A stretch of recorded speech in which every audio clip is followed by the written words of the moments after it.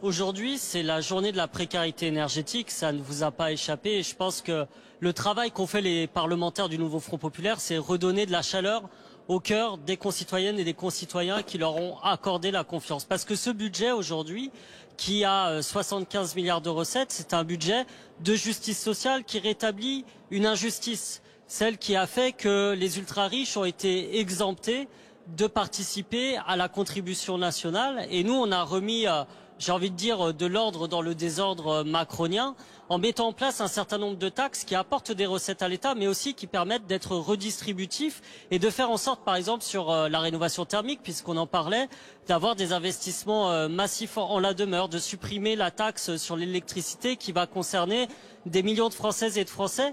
Et pour nos jeunes comme pour nos aînés, je pense qu'il y a des vraies bouffées d'oxygène dans ce budget, qui est un budget compatible avec le Nouveau Front Populaire. Le Nouveau Front Populaire est celui qui a le programme le plus incitatif, notamment pour les retraités.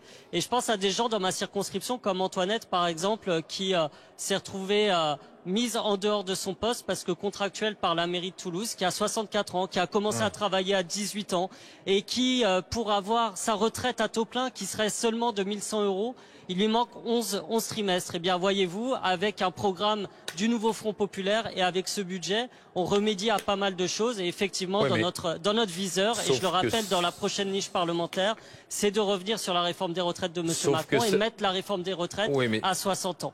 Donc de manière générale, je pense que contrairement à ce que j'entendais, c'est un budget qui rapporte 58 milliards d'excédents et qui ramène le déficit sous 3%. Donc c'est un budget totalement raisonnable du point de vue économique et qui met de la justice sociale. Je voudrais juste vous donner un exemple. La taxe Zuckman qui a été adoptée, vous savez, c'est sur les fortunes des milliardaires, ça va rapporter 13 milliards d'euros. 13 milliards d'euros, c'est quoi pour les jeunes qui nous écoutent? Eh bien, c'est le budget pour mettre en place l'allocation d'autonomie et faire en sorte qu'aucun jeune dans ce pays ne vive sous le seuil de pauvreté. Avouez que c'est pas mal quand même.